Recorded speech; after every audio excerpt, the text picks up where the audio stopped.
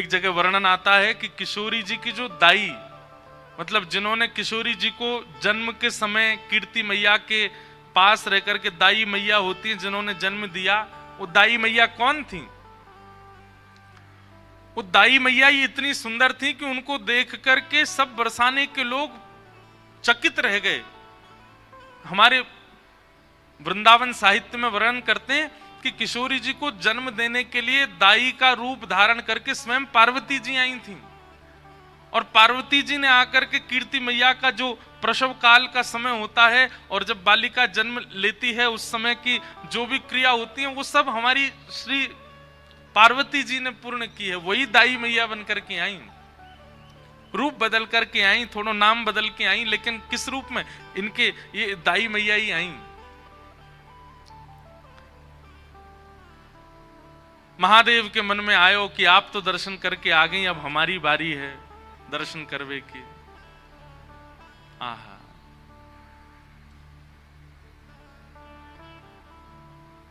महादेव त्रिपुंड लगाए, हाथ में त्रिशूल लिए, जटा जूट बांधे। 1 वर्ष पहले तो नंदगांव गए थे, वहां लाला को दर्शन करके आए। अब 1 वर्ष बाद जब बरसाने पधारे हैं,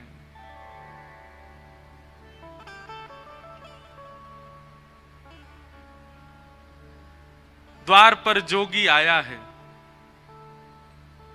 हे मैया तोरे द्वारे बाला जोगी आयो, बाला जोगी आयो। हे मैया तोरे द्वारे, हे मैया तोरे द्वारे बाला जोगी आयो, बाला जोगी आयो। एक जोगी आयो है, और जोगी को देख करके सब सखियां दौड़ी, कीर्ति मैया से जाके बोली, मैया एक जोगी आयो द्वार पे, अंग भभूत गले मुंडमाला, श्रृंगी नाद बजायो। हे मैया तोरे द्वारे बाला जोगी आयो। कीर्ति मैया बोली, खूब सारे रत्न दे दो, खूब सारे आभूषण दे दो। तभी एक गोपी बोली, मैया ये गलती मत करियो, यही गलती नंदरानी यशोदा ने करी। बोले कैसी गलती? बोले उनने भी लाला को दर्शन नहीं करायो और रत्न आदि देकर के भेजना प्रारंभ कियो। ऐसो रोयो कन्हैया, ऐसो रोयो कन्हैया, कोई तो शांत नहीं भयो। फिर वह बाबा को भीतर ही बुलानो पड़ो, और यही बाबा ने जाय करके ऐसो मंत्र फूंको, लाला आज तक अला बलांते दूर रहे। इतने बड़े बड़े राक्षस आ जाएं फिर भी लाला को कोई बाल बांको ना करे। अरे पूरे गोकुल में तो यही हल्ला है कि यही बाबा की बभूति ते ही लाला की रक्षा होवे। मैया हमारी लाली ऐसी सुकुमारी जन्मी है, आप या बाबा को बाहरते बाहर मत जान दो, भीतर बुलाए लो, और या जोगी बाबा ते ने लाली के बारे में पूछ लो। आहा बंधुओं, महादेव सतत राम नाम जपते हैं, ये तो सबको पता है, पर महादेव के कंठ में, महादेव के हृदय में, महादेव के चित्त में सदा श्री किशोरी जी का गुणानुवाद चलता रहता है, ये हमारे ब्रज के लोग ही जानते हैं। राधा कृपा कटाक्ष स्तोत्र का निर्माण स्वयं महादेव ने किया है। महादेव भीतर पहुंचे, जैसे ही किशोरी जी का दर्शन किया, नेक सी लाली को देख करके महादेव तो मंत्रमुग्ध हो गए। अपने डमरू का नाद करने लगे, वहीं नृत्य करने लगे। और किशोरी जी ने जैसे ही देखा महादेव को नृत्य करते हुए देख, महादेव को किशोरी जी आनंदित हो गईं, खिलखिल करके हंसने लगे। कीर्ति मैया ने कही, हे जोगी बाबा आप आए हो, मेरी लाली के बारे में कुछ बताओ ना। मेरी लाली को ब्याह कब होएगो और कौन ते होएगो? मुझे तो अभी तो चिंता लगे, ऐसी सुकुमारी ऐसी प्यारी लाली मेरी, या को भरतार कौन होएगो? महादेव जोर से हंसने लगे और हंस करके नेत्र सजल करके बोले, मैया तुम काहे को चिंता करो, अरे पूरे विश्व को भरतार, पूरे विश्व को पालनहार तुम्हारी किशोरी, तुम्हारी लाली के चरणन को दास है, तुम्हारी लाली के चरण में पलोटो रहेगो।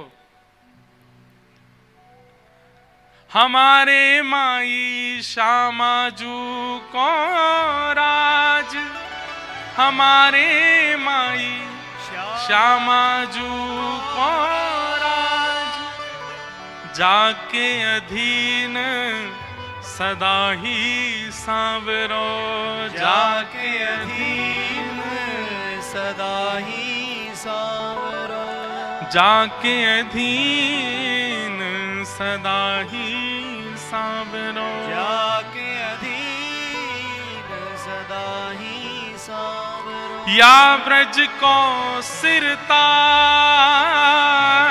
या ब्रज को सिरताज, हमारे माई श्यामाजू को राज, हमारे माई श्यामाजू को राज। मैया पूरे विश्व को भरतार, पूरे विश्व को भरण पोषण करवे वारो आपकी लाली के सदा चरणन को दास है।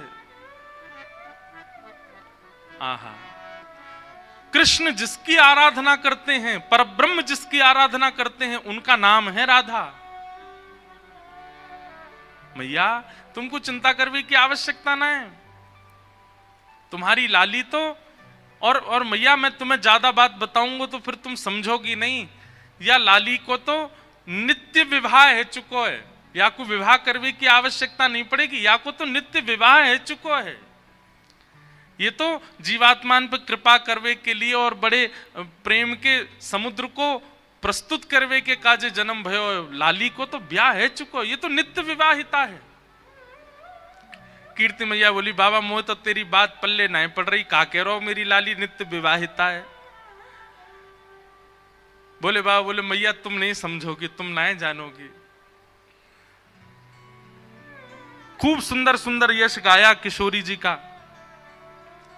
कीर्ति मैया बोली बाबा कछु मांग ले, इतनी दूर ते चल के आयो, कछु ले ले मुते।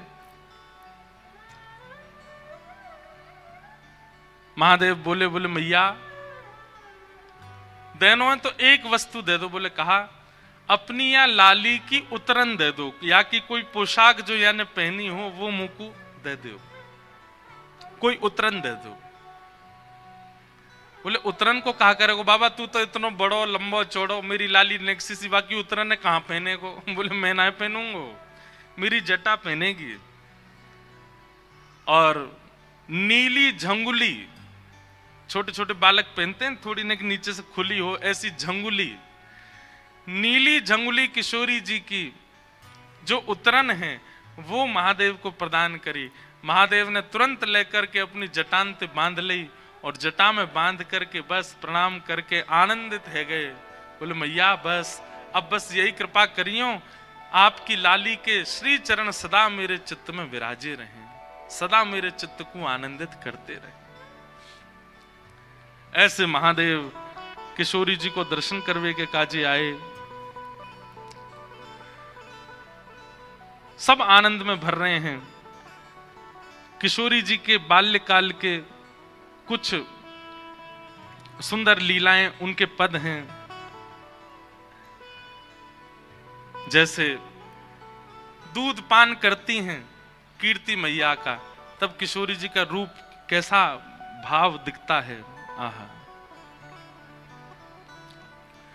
किशोरी जू को कीरति दूध पिलावे, किशोरी जू को कीरति दूध पिलावे।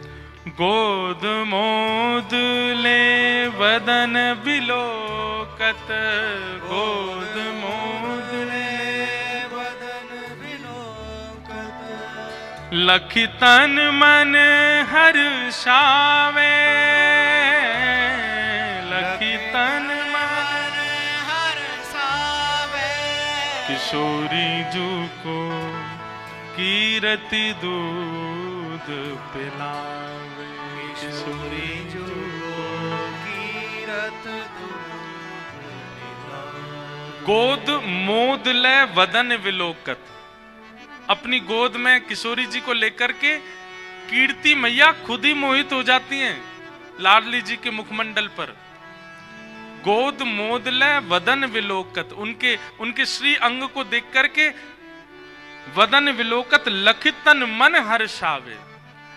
कीर्ति मैया को भरोसा नहीं होता, विश्वास नहीं होता, जी मेरी लाली है, जी मेरी लाली है, ऐसा मन में प्रश्न उठता है।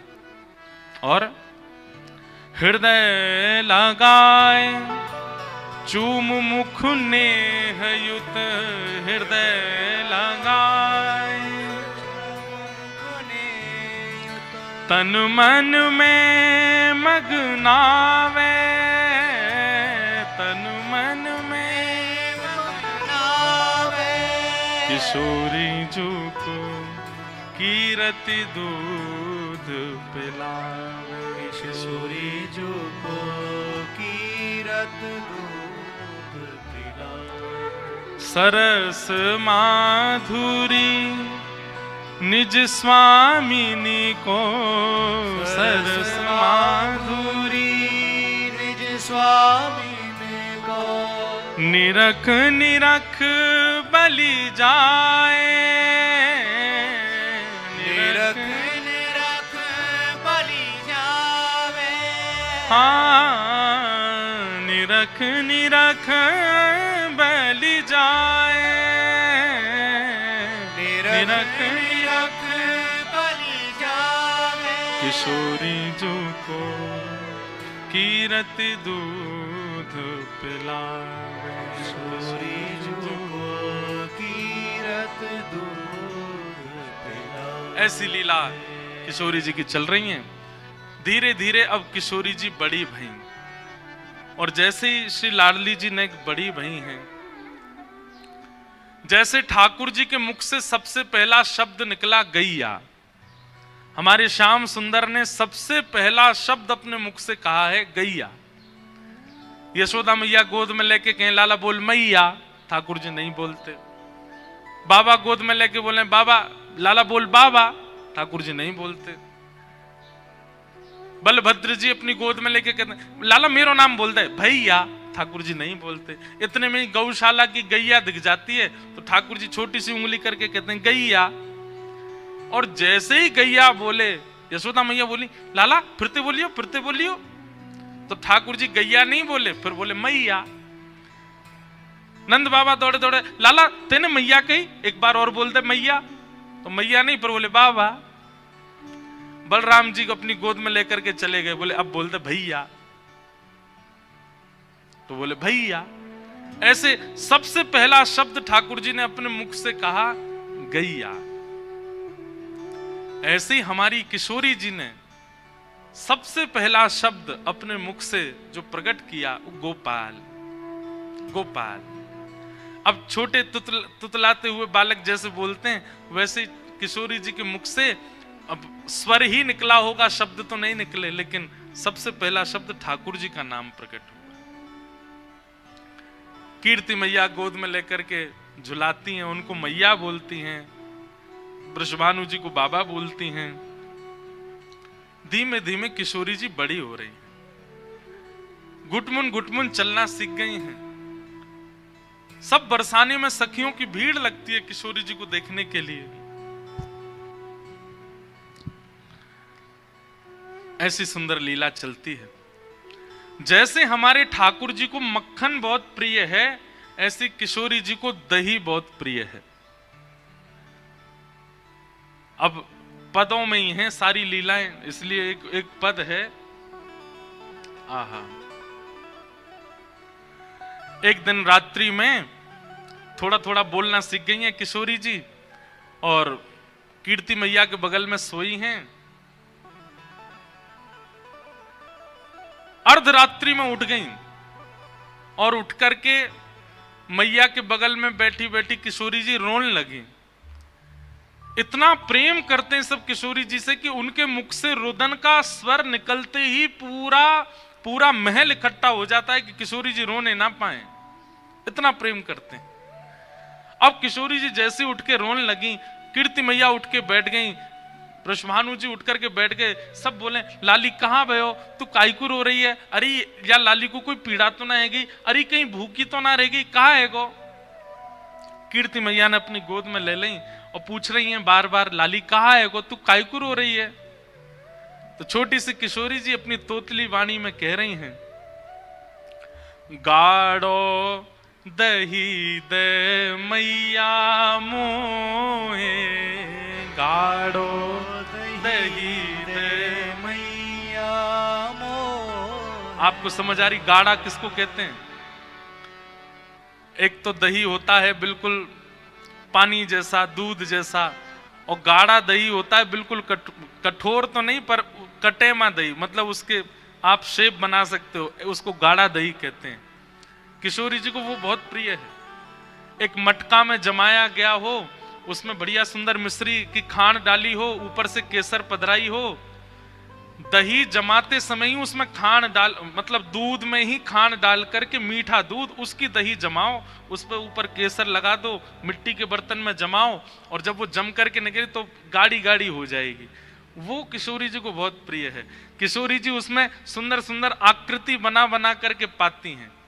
तो किशोरी जी क्या कह रही हैं? गाढ़ो दही दे मैया मोए, गाढ़ो दही दे मैया मोहे। भोर लगी भूख श्यामा को, भोर लगी भूख श्यामा को, बोलत है तुतराई, हाँ बोलत है। कहाँ बोल रही हैं? गाढ़ो दही दे मैया मोए, गाढ़ो दही दे मैया मोहे। सोए रही कीरत रानी जहां, सोए रही कीरत रानी जहां, मचल देत है जगाए श्यामा, मचल देत है जगाए श्यामा। गाढ़ो दही दे मैया मोहे, गाढ़ो दही दे मैया मोहे। कीर्ति मैया उठ करके बोली, लाली अभी तो भोर भी ना भाई, अभी तो रात है रही है, और नेक देर पहले ही तो तू खा पी के सोई है, इतनी जल्दी उठ करके और इतनी रात में दही खावे ते घरों बैठ जाएगो, शरीर की प्रकृति बिगड़ जाएगी, ऐसा ना करो करें। और नेक सबर कर ले, नेक सूर्य उदय है जाएगो, नेक भोर है जाएगी तो मैं तुमको खवाए दूंगी। किशोरी जी जिद कर रही, ना मुझे तो अभी पानो है, मुझे तो अभी खानो है। कीर्ति मैया बोली, इतनी जिद काय को कर रही है, कहा बात है, इतनी रात में तुमको दही काय को चाहिए? तो किशोरी जी बता रही हैं कि क्यों इतनी जल्दी पाना है। क्या कह रही हैं? श्री दामा जो जाग जई है, श्री दामा जो जाग जई है। किशोरी जी के बड़े भैया हैं श्री दामा, भगवान के परम सखा, कीर्ति मैया के बड़े पुत्र हैं श्री दामा, और फिर उनके बाद किशोरी जी। तो किशोरी जी कह रही हैं, श्री दामा जो जाग जई है, श्री दामा जो जाग जई है। ले गो सब खा लैया, ले गो सब खा लैया। मैया मैं आधी रात में यहाँ हमारे दही मांग रही हूँ, क्योंकि सवेरे सवेरे श्री दामा उठ जाएगो और उठ करके सबरो दही खा जाएगो, मेरे काजे बचेगो ही नहीं, और छोड़ेगो भी तो कौन सा छोड़ेगो। किशोरी जी को वही चाहिए गाढ़ा दही। अब श्री दामा पहले ही खा जाता है तो बाकी का दही पूरा गाढ़ा बचता नहीं है, वो पतला पतला दही बच जाता है। किशोरी जी को वो नहीं चाहिए, गाढ़ा दही चाहिए। श्री दामा जो जाग जई है, श्री दामा जो जाग जई है। ले गो सब दही खैया, ले गो सब दही खैया। मोए गाढ़ो दही दे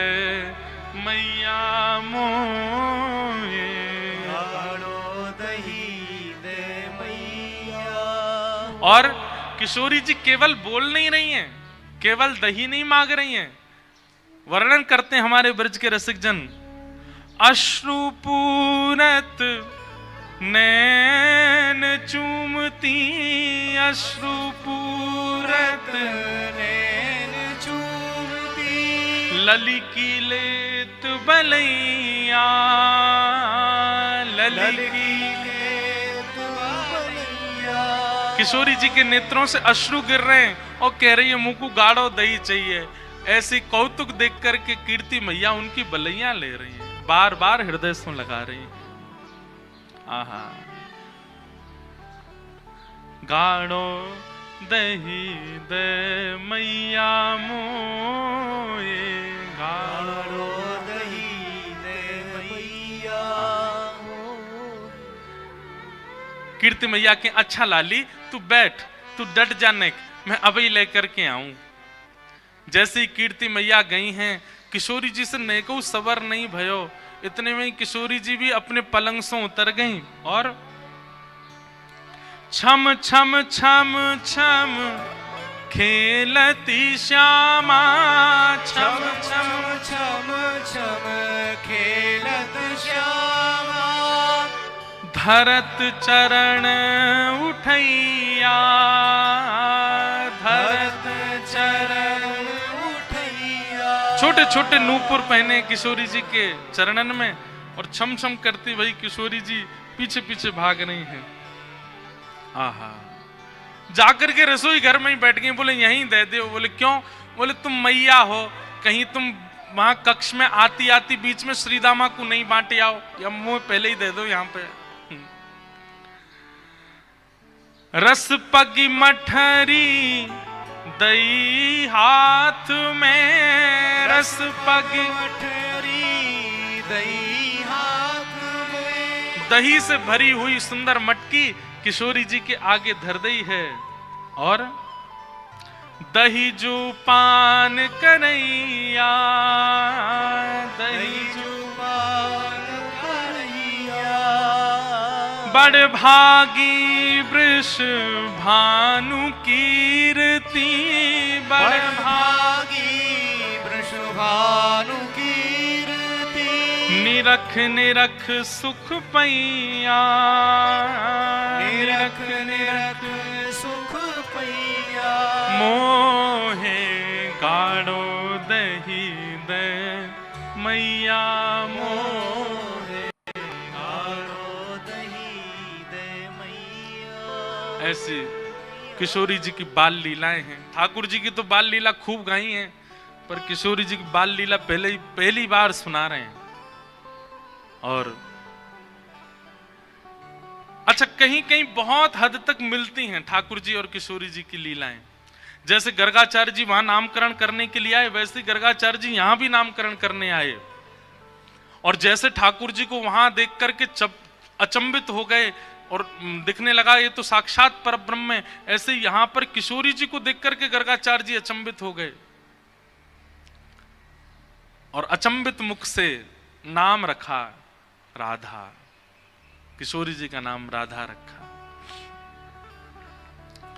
जैसे वहां ठाकुर जी ग्वाल बालों के संग खेलते हैं और मैया से ब्याह की जिद करते हैं, मैया मेरो ब्याह कराए दे, अब मैं 3 बरस को है गयो, मेरो ब्याह कराए दे। किशोरी जी अपने लिए ब्याह की नहीं कहती हैं। किशोरी जी क्या कहती हैं? अब सब सखियां हैं, ये जितनी अष्ट सखियां किशोरी सब प्रकट हो गई हैं ब्रजमंडल में, सब आ जाती हैं और सब बरसाने में किशोरी जी को लेकर के खेलती हैं। तो किशोरी जी को ललिता विशाखा ने एक गुड़िया दइये बना करके, और वह गुड़िया को सजामे, वही को सुलामे, वही को खिलामे, वही को पिलामे। और एक दिना किशोरी जी वृषभानु जी और नंदरानी तक, वृषभानु जी और कीर्ति मैया से कहने लगी, अब मेरी गुड़िया बड़ी हैगी, अब या को ब्याह करानो है, या को ब्याह करनो है। तो जैसे वहां ठाकुर जी यशोदा मैया को बताते हैं कि मेरी बहू कैसी हो, वैसे श्री राधा रानी अपनी गुड़िया के लिए बताते हैं कि या को पति कैसो हो। बोले या को पति हो ऐसा जो ब्याह तो करे याते, पर या संग ना लेके जाए, या के संग यहीं घर जमाई बन के रह जाए। मैया मेरी गुड़िया के काजे ऐसो पति ढूंढियो जो विदा करके ना ले जाए, यहीं रह जाए हमारे पास से।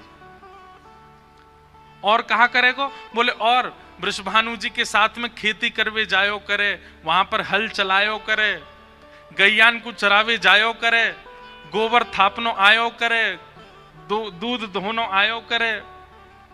और मैया मेरी गुड़िया तो बड़ी छोटी सी है, जे तो रोटी बनावेगी ना, ऐसो पति ढूंढ के लइयो या के काजे जा पे रोटी भी बनानी आती हो, या को भी बना के खवाए, मुंह को भी बना के खवाए।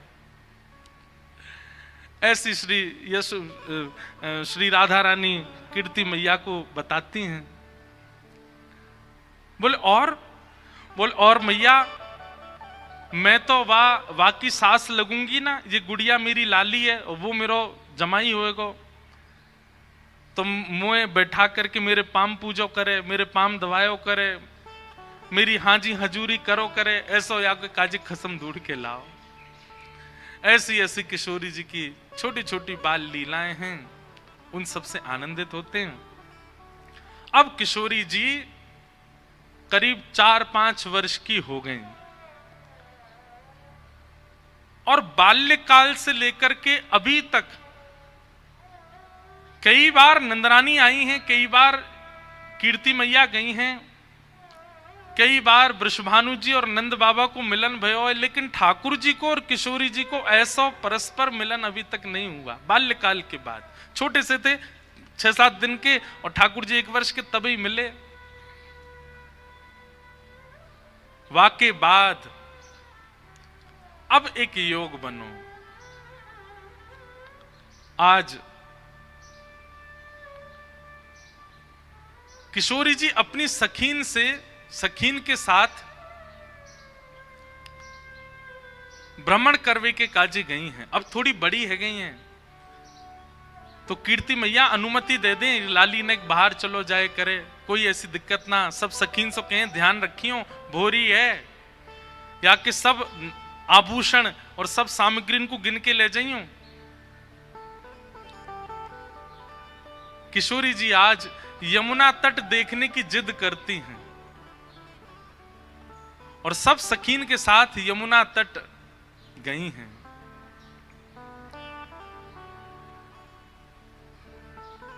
यमुना जी की अविरल धारा देख करके किशोरी जी तो वहीं बैठ गई और सब सखीन से बोली, आज यहीं कछु पामेंगी, यहीं कछु भोजन करेंगी, जाओ वन में से कछु फल ले आओ, वन में से कछु पुष्प ले आओ, एक दूसरे को श्रृंगार करेंगी और यहीं फल को सेवन करेंगी।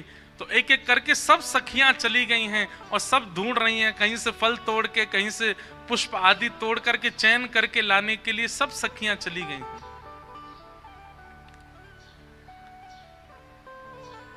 इतने में ही यमुना जी के उस पार नंद भवन है और नंद भवन से श्री ठाकुर जी खेलने के लिए आ रहे हैं। यमुना तट पर एक छोरा डोले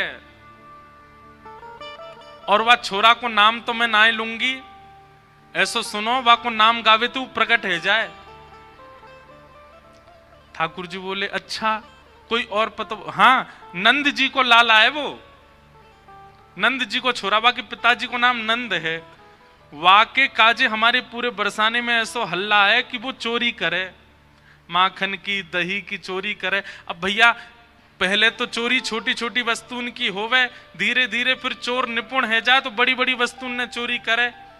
अब हमें तो ऐसा लगे वो नंद जी को छोरा दही और माखन की चोरी करे, कहीं हम यहाँ आ गए, हम तो बड़े घर की बेटी हैं, हमारे गले में ऐसे सुंदर सुंदर नवलखा के हार हैं, हमारे कानन में ऐसे महंगे महंगे कुंडल हैं, हमारे ऐसे ऐसे कड़ूला हैं, कहीं वाह को मन आ गया और सब हरण करके ले गए तो या हमारे, हम तो यहाँ आमे ही ना है वाह के डर के मारे।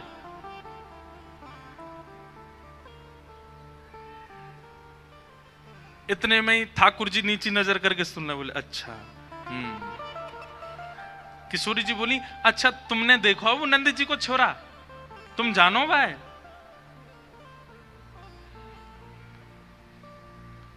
ठाकुर जी बोले वैसे बहुत बदनाम है बेचारो, ऐसो है ना है वो, मैं तो भाई बहुत अच्छे से जानू वो ऐसो है ना है, बहुत सीध हो भोर हो बेचारो। वाह यूं लगे कि घर में दही खाऊंगो, घर में मक्खन खाऊंगो, मेरी मैया बूढ़ी है गई है, वाकू दही बिलोनो पड़ेगो, बूढ़ी बाड़ी मैया की सेवा करनी चाहिए, वासो काम नहीं करानो चाहिए, या हमारे दूसरे के घर जाके दही खायावे। और इन गोपीन ने वहां पे झूठ और चोरी को आरोप लगाई दियो। मैं तुम्हें सांची बता रहा हूं। किशोरी जी बोली, जा तरीका से आप पक्ष ले रहे हो और जा तरीका से तुम्हारे नैन मटक रहे हैं, बातें तो यूं लग रही है कहीं तुम ही तो नहीं हो नंद के लाला। ठाकुर जी की मुस्कान देख करके किशोरी जी उठ के खड़ी है कि अरे तुम ही हो नंद के लाला, मैं अभी भाग रही हूं, रुको। अरे अरे ललिता, अरे विशाखा, कहां को चली गई? अरे देख वही चोर आए गए हो, जाके हम सब चर्चा कर रहे। ठाकुर जी दौड़ करके गए, सामने जाके बैठ गए हाथ जोड़ करके, और कहा कह रहे हैं, तुम रो कहा चोरी हम लीनो, तुम रो कहा खेलन चलो संग मिल जोरी, खेलन चलो संग मिल जोड़ी। सूरदास प्रभु रसिक शिरोमणि, सूरदास प्रभु रसिक शिरोमणि। बातन मुरई राधिका भोरी, बातन मुरई राधिका भोरी। ठाकुर जी हाथ जोड़ के बोले, तुम्हारो कछु चुरायो हमने? किशोरी जी बोली, अभी तक तो नहीं चुरायो, आगे की पता नहीं है।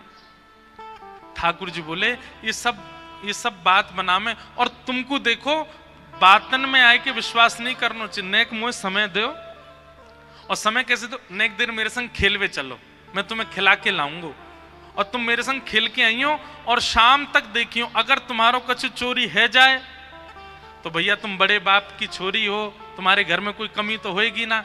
अगर मैं एकाध नग चुरा भी लूंगा तो तुम्हारे यहां तो बहुत सारो है, और यदि चोरी नहीं करूं तो फिर मुंह को अपनो सखा बनाए लियो, फिर हम दोनों रोज खेला करेंगे।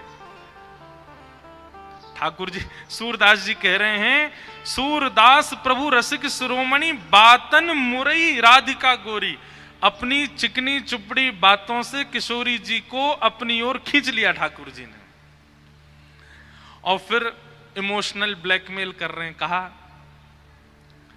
अब ठीक है, कोई बात ना है, आपके मन में पहले से ही मेरे प्रति चोर भावना है, अब वाकु तो मैं दूर ना कर सकूं। ठीक है, आप तो जाओ, आपकी तो बहुत सारी सखी हैं, ललिता विशाखा सबन को नाम आप ले रही हैं, उनके पास आप चली जाओ, मैं तो अकेला हूं, देखो मेरे तो कोई ग्वाल बाल भी नहीं है। और भाई बात ऐसी है कि ग्वाल बाल सबरे आए हैं, पर ठाकुर जी सबन को सौगंध दे दे कि उनकी मैया की बोले पीछे खड़े रही हो, मिलवे जा रहा हूं मैं, आई हूं मत वहां पे। सबरे ग्वाला खड़े छुप के, वो लाला को काम बन जाए बस, मैं तो अकेला हूं, और मेरी तो चकडोरी भी गिर गई है जमुना जी में, अकेलो ही बैठ के चलो जाऊंगा अपनी मैया के पास। किशोरी जी इतनी भोली बेचारी, ठाकुर जी पर दया आ गई उनको। अरे ना, तुम अकेले ना हो, तुम अकेले बताओ कहां चलें खेलवे। ठाकुर जी बोले, पास में एक आम को बगीचा है, और वह बगीचा में बड़े सुंदर सुंदर आम लगे। ठाकुर जी ने मन में विचार करी, अब किशोरी जी मिली हैं तो नेक अपने जैसो गुण तो दे दूं इनको। और वहां में बड़े सुंदर सुंदर आम लगे हैं, और वो आम को बगीचा हमारे नंदराय बाबा को ही है। आप वहां चलो, बढ़िया पके पके आम तोड़ तोड़ के प्रेम से पामेंगे। हाँ, किशोरी जी बोली, हाँ चलो आम पावे चलेंगे। और किशोरी जी को हाथ पकड़ करके ले गए बगीचा में, एक आम को वृक्ष। ठाकुर जी ऊपर चढ़वे में निपुण कम हैं, और होंगे भी तो किशोरी जी के सामने आज दिखा रहे हैं, मुंह पे चढ़वो ना आवे ऊपर। 2-3 बार चढ़े, फिर फिसल गए। किशोरी जी बोली, अरे तुम पे तो चढ़वो ना आवे, देखो मैं चढ़ के बताऊं। किशोरी जी बोले, हाँ आप चढ़ जाओ। किशोरी जी ऊपर चढ़ गई। अच्छा, इस बीच खूब बात भई है ठाकुर जी और किशोरी जी की, हाथ पकड़ के दोनों जा रहे हैं। किशोरी जी बोली, अच्छा अपनो नाम तो बताए दो। ठाकुर जी बोले मेरो नाम है कान कुंवर। कहा नाम है? कान कुंवर। किशोरी जी बोली नाम तो बड़ा अच्छा है लेकिन इतना बड़ो है मुझे याद ना है रो। किशोरी जी भी कितनी बोली है, बोले मुझे याद ना है रो। ठाकुर जी बोले अरे या में कौन सी बड़ी बात, देखो या को स्पर्श करो। जे कहा है? बोले कान। बोले बस या कान को स्पर्श कर दी तुम्हें कान याद आ जाएगा, फिर कुंवर, कान कुंवर, कान ते ही मेरो नाम याद आ जाएगा। किशोरी जी बोली हाँ तुम्हारो नाम याद आएगा। अच्छा तुम रहो कहाँ को? ठाकुर जी ने अपना पूरा पता बता दियो। जमुना जी पार करोगे सीधे जाओगे, वहां पे गोकुल आ जाएगा। वहां सबसे बड़ी हवेली जो है वो हमारी है। हम बड़े बाप के लाला हैं। तुम बहुत देर से बता रही बड़े तुम्हारो महल है, ऐसो आंगन है, ऐसो सब है, सब बात है रही है। ठाकुर जी और किशोरी जी नित्य एक हैं, लेकिन ये सब लीला प्रकट कर रहे हैं हम रसिकों को सुख देने के लिए। ठाकुर जी बोले प्रथम मिलन हुआ है, पहले मिलन में अपनी छाप नहीं छोड़ी तो हम काय बात के कन्हैया। और किशोरी जी को लेके गए काम के बगीचा में, और बगीचा में पेड़ पे चढ़वे को नाटक करने लगे, चढ़ नहीं पाए। किशोरी जी बोली तुम पे ना चढ़ो जा रहा हूं, मैं चढ़ के दिखाऊं। ठाकुर जी बोले हाँ चढ़ जाओ। किशोरी जी ऊपर चढ़ गई। अब आ जाओ ऊपर। ठाकुर जी बोले अरे श्यामाजू अगर मैं ऊपर आ जाऊंगा और फिर आम तोड़ेंगे तो नीचे पकड़ेगा कौन, और हम आम तोड़ेंगे नीचे गिर के सब फट जाएंगे तो पामेंगे कैसे? किशोरी जी बोली हाँ बात तो सही है, तो कहा करें? ठाकुर जी बोले मैंने अपनी पीताम्बरी खोल ली, आप ऊपर ते आम घेरो। किशोरी जी बोली हाँ ये अच्छा। नीचे ठाकुर जी खड़े हैं, किशोरी जी आम तोड़ रही हैं। खूब सारे आम तोड़ लिए, ये बारो निकारो वो बारो निकारो। ठाकुर जी नीचे तो ही बता रहे हैं, किशोरी जी ढूंढ ढूंढ के आम दे रही हैं नीचे। इतने में ललिता विशाखा ढूंढ रही हैं हमारी किशोरी जी कहां चली गई। और ढूंढते ढूंढते ढूंढते उनको दूर वृक्ष पर नील पोशाक धारण करी भाई किशोरी जी दिख गई कि ऊपर चढ़ी हुई हैं वहां पे। यहां ते ललिता विशाखा दौड़ी, ठाकुर जी को पता चल गई कि ललिता विशाखा आ रही ऊपर ते। किशोरी जी बोली ये सब मेरी सखियां सबरी आ रही हैं, अभी इनको भी आम खमामेंगे। ठाकुर जी बोले ये 8 और ये 9 और मैं 10वां, और आम उतर के आए 5। या को मतलब पहले तो यही पामेंगी और बाकी इनकी सबरी चतुर सखी ये सबरी पा जाएंगी, मुंह को कहां मिलेगो? सो ठाकुर जी ने कहा कियो हे श्यामाजू जे आम ने गंदे से है गए, मैं इनको जमुना जी में धोके ला रहा हूं भाई। किशोरी जी बोली हाँ हाँ चले जाओ। ठाकुर जी आम लेके गए और बगीचा संभालवे वालो जो माली है तो का वहां से जाके बोले अरे तू पूरे दिन सोतो रे, बाबा ने यहाँ बगीचा में तू को रखवाली करवे को रखो है। अरे नाय लाला ऐसी बात ना, ना तेरी बाबा ते जाके शिकायत करूंगा। नाय कछु मत कहियो, देख 9 चोरनी आई है हमारे बगीचा में और सबरी आम चुरा चुरा के ले जा रही, मैं छीन के लाया हूं उनते। 8 तो नीचे उतरी आई, एक अबे ऊपर चढ़ी हुई है, जा देख ले उन्हें। इतने में ही महाराज बगीचा को मालिक आयो, आकर के जैसे ही माने जो दूर ते चिल्लाना शुरू, अरे चोर आ गए चोर आ गए। इतने में ललिता विशाखा आई, जल्दी तो किशोरी जी को नहीं। किशोरी जी बोली अरे वो कान कुंवर आए रहे होगो, कान कुंवर आए रहे होगो। ललिता जी बोली भागो यहां ते, जान बचाओ। जैसे तैसे किशोरी जी को लेकर के भागी वहां ते। ठाकुर जी प्रेम से अब आनंद में आगे बोले हाँ अब नेक बढ़िया हुए ना, छाप छूट गई नेक। कोई आवे अपने घर तो बाकू पतो चलना चाहिए कि मेहमान नवाजी कैसी हो गए। ये प्रथम लीला है, प्रथम मिलन है किशोरी जी और ठाकुर जी का। लेकिन ठाकुर जी ने लीला तो कर दी, लेकिन यहां स्थिति ये हो गई कि ठाकुर जी वापस गए और ठाकुर जी के मन में किशोरी जी की रूप माधुरी ऐसी बस गई है। वो नेत्र, वो नासिका, वो मुखमंडल, वो कान, वो चाल, वो बोली, वो सब ठाकुर जी के मन में ऐसी घर करके बैठ गई है कि अब कोई और सुहा नहीं रहे है। छोटे से ठाकुर जी 5 वर्ष के लाला ऐसे गुम सुम चुपचाप बैठे हैं, चलते चलते हंस रहे हैं, बैठे बैठे मुस्कुरा रहे हैं। जैसे एक प्रेमी की स्थिति हो जाती है नेक से ठाकुर जी की वैसी स्थिति है। और वही स्थिति हो गई है किशोरी जी की, बड़े आनंद में।